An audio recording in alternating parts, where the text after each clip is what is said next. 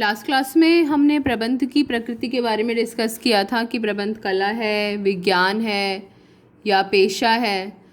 तो उनमें से हमने कला और विज्ञान के बारे में डिस्कस किया था कि प्रबंध में कला के सारे गुण मौजूद हैं, इसलिए प्रबंध कला है। और कला के 3 गुण थे। नंबर 1 सैद्धांतिक ज्ञान का होना, नंबर 2 व्यक्तिगत योग्यता अनुसार उपयोग, और नंबर 3 व्यवहार एवं रचनात्मकता पर आधारित। ये तीनों गुण प्रबंध में भी पाए जाते हैं जो कि कला के गुण हैं। तो इसलिए प्रबंध एक कला है, हमने ये निष्कर्ष निकाला था। फिर सेकंड पॉइंट हमने पढ़ा था कि क्या प्रबंध एक विज्ञान है या नहीं है। तो हमने विज्ञान के गुणों को देखा था।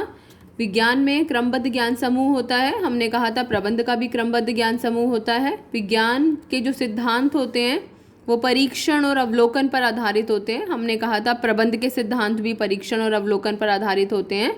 तो इसलिए प्रबंध विज्ञान है। लेकिन विज्ञान के सिद्धांतों की व्यापक वैधता होती है, they are universally acceptable and the results that come out are the same. लेकिन प्रबंध के सिद्धांतों की व्यापक वैधता नहीं होती है, इसलिए हम ये कह सकते हैं कि प्रबंध विज्ञान तो है लेकिन ये पूर्ण विज्ञान नहीं है, क्योंकि इसके परिणाम विज्ञान के सिद्धांतों की तरह हर समय एक जैसे नहीं होते। ये तो हमारा रिवीजन था।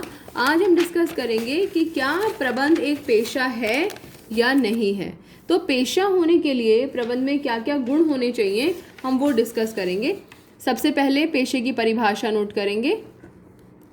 पेशा एक ऐसी आर्थिक क्रिया है, आर्थिक क्रिया आपको याद होगा हमने 11th में पढ़ा था अलग अलग तरह की आर्थिक क्रियाएं। 3 तरह की आर्थिक क्रियाएं होती हैं। नंबर 1 व्यवसाय, नंबर 2 पेशा, नंबर 3 रोजगार। तो पेशा एक ऐसी आर्थिक क्रिया है, देखिए हमने याद कीजिए, हमने कहा था आर्थिक क्रिया मतलब ऐसी क्रिया जिसका उद्देश्य धन अर्जित करना होता है। तो पेशा एक ऐसी आर्थिक क्रिया है जिसमें विशिष्ट ज्ञान प्राप्त करके व्यक्ति एक निश्चित फीस के बदले अपनी सेवाएं प्रदान करता है ना। व्हाट इज इम्पॉर्टेंट हियर, आर्थिक क्रिया होनी चाहिए, विशिष्ट ज्ञान की आवश्यकता होती है और बदले में हम सेवाएं देते हैं और सेवाओं के बदले में एक निश्चित फीस प्राप्त करते हैं। पेशे के अंतर्गत कौन कौन लोग आते हैं, जैसे डॉक्टर्स, लॉयर्स, मुख्यतः ये या और भी लोग हो सकते हैं। ये हमने बड़े बड़े मेन एग्जाम्पल्स हमने नोट किए थे। तो हम ये जानना चाहते हैं कि आज के समय में क्या प्रबंध भी एक पेशा है या नहीं ना। प्रबंध में पेशे की भी कुछ विशेषताएं होती हैं। क्या क्या होती हैं, जैसे पेशे की पहली विशेषता है भली भांति परिभाषित ज्ञान समूह। हमने पढ़ा था विज्ञान में भी क्रमबद्ध ज्ञान समूह, विज्ञान में क्रमबद्ध ज्ञान समूह होता है, प्रबंध में भी क्रमबद्ध ज्ञान समूह होता है, पेशे में क्रमबद्ध ज्ञान समूह होता है, यहाँ पर प्रबंध में भी क्रमबद्ध ज्ञान समूह होता है। यानी कि ज्ञान समूह का मतलब कि कुछ ऐसी थ्योरीज हैं। अब जैसे मैनेजमेंट प्रबंध हम पढ़ रहे हैं ना, हम 12th में प्रबंध पढ़ रहे हैं, हमारे पास फर्स्ट चैप्टर हम पढ़ रहे हैं प्रबंध का क्या अर्थ होता है, क्या विशेषताएं हैं, इसके कितने स्तर हैं।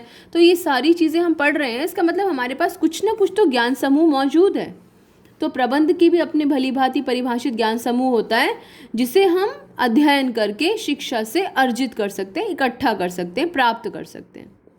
सेकंड, अवरोधित प्रवेश। तो यानी कि पहली विशेषता तो प्रबंध में मौजूद है पेशे की दूसरी विशेषता होती है अवरोधित प्रवेश। आपको क्या लगता है, क्या डॉक्टर का बेटा डॉक्टर बन सकता है?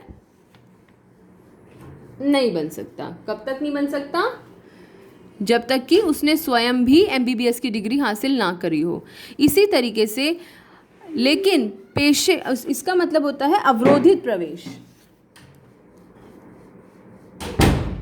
इसका मतलब है अवरोधित प्रवेश। देखिए पेशे में अवरोधित प्रवेश होता है, जैसे डॉक्टर बनने के लिए हमें MBBS की डिग्री हासिल करना ज़रूरी है, लेकिन एक प्रबंधक बनने के लिए, एक मैनेजर बनने के लिए अभी तक ऐसा कोई कानून नहीं आया है जिसके अंतर्गत यह निर्धारित किया गया हो कि यदि व्यक्ति ने MBA की डिग्री हासिल नहीं की है तो वह मैनेजर नहीं बन सकता है। हाँ, ये बात ज़रूर है कि अभी फ़िलहाल जिस व्यक्ति के पास में MBA की डिग्री होती है तो उसको प्राथमिकता दी जाती है। अगर 2 व्यक्ति इंटरव्यू के लिए बैठे हैं, एक के पास MBA की डिग्री है और एक के पास MBA की डिग्री नहीं है, मिस्टर A और मिस्टर B, A के पास MBA की डिग्री है और B के पास MBA की डिग्री नहीं है, तो डेफिनेटली ज़्यादा नौकरी मिलने की संभावनाएं किसको हैं? जिसके पास MBA की डिग्री है। तो कानूनी तौर पर तो अभी तक कोई अवरोधित प्रवेश नहीं है, पर हाँ धीरे धीरे प्रबंध पेशे की ओर अग्रसर है। तो हम इस पर कांटा लगाते हैं फिलहाल के लिए कि अभी प्रबंध में अवरोधित प्रवेश नहीं है। क्यों? क्योंकि कोई भी प्रबंधक बन सकता है, कोई भी व्यक्ति, और ऐसा कोई कानून नहीं आया है जिसके तहत प्रबंध में प्रवेश को रोका जा सके। नेक्स्ट है पेशागत परिषद। पेशागत परिषद हर स्ट्रीम की अपनी एक काउंसिल होती है, ग्रुप होता है। जैसे डॉक्टर्स के लिए इंडियन मेडिकल एसोसिएशन है, IMA, डॉक्टर्स इसके सदस्य बनते हैं। लॉयर्स के लिए बार काउंसिल है, ILA है, इसके सदस्य बनते हैं। मैनेजमेंट के लिए, प्रबंध के लिए ऑल इंडिया मैनेजमेंट एसोसिएशन है, AIMA, इसके सदस्य बन सकते हैं यदि हम चाहें तो, लेकिन अभी इसका सदस्य बनना प्रबंधकों के लिए अनिवार्य नहीं है। इसलिए ये वाला पॉइंट भी अभी प्रबंध पर लागू नहीं होता है। कुछ हद तक लागू होता है और कुछ हद तक लागू नहीं होता है। कब तक लागू नहीं होता है? जब तक कि कानूनी तौर पर ऐसी चीज़ें कंपलसरी ना हो जाएं। फिर नेक्स्ट है हमारा नैतिक आचार संहिता। देखिए, जैसे डॉक्टर्स बनते हैं तो डॉक्टर को एक शपथ दिलाई जाती है कि वो अपने जो उसके पेशेंट्स होंगे उनका पूरा ध्यान रखेगा, कोई गलती नहीं करेगा। ऐसे ही लॉ में भी लॉयर्स को शपथ दिलाई जाती है, ओथ दिलाई जाती है। प्रबंध की भी अपनी आचार संहिता तो है, और आपको पता होगा यदि डॉक्टर्स कुछ गलत काम करते हुए पाए जाते हैं, जैसे फॉर एग्जांपल किसी डॉक्टर ने अगर किसी की किडनी निकाल के बेच दी, तो डॉक्टर से उसकी डिग्री छीनी जा सकती है। ऐसे चार्टर्ड अकाउंटेंट्स होते हैं, ये भी पेशे में आता है। यदि चार्टर्ड अकाउंटेंट्स अपने काम को तल्लीनता से नहीं करते हैं और अगर फ्रॉड करते हैं तो ऐसे उनसे उनकी CA की डिग्री छीनी जा सकती है। लेकिन प्रबंध में अभी तक ऐसा कोई कानून नहीं बना है। ऑल्दो प्रबंधकों को अपना काम मन लगाकर करना चाहिए, लेकिन फिर भी ऐसी कोई आचार संहिता नहीं बनी है जिसका उल्लंघन करने पर वो कहीं भी जाके कभी मैनेजर ना बन पाए। तो नैतिक आचार संहिता है तो, लेकिन अभी तक उसके लिए कोई कानून नहीं मिला है। तो वे नियम जो सदस्य के व्यवहारों को दिशा देते हैं उनको नैतिक आचार संहिता कहा जाता है। अब प्रबंध की आचार संहिता तो है, लेकिन उसका पालन उतनी कठोरता से करना अनिवार्य नहीं है। तो अब इस बात का हम क्या निष्कर्ष निकालें कि प्रबंध में पेशे के गुण तो हैं। प्रबंध में ये सारे गुण धीरे धीरे आ जाएंगे। कैसे आएंगे?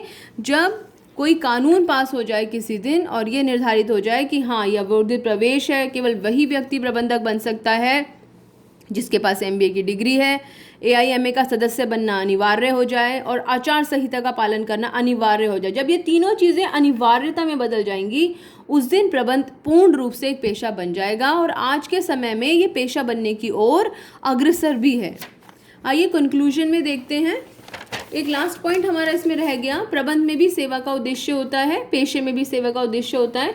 तो अगर इस दृष्टिकोण से देखा जाए तो प्रबंध एक पेशा है। कंक्लूजन क्या कहता है?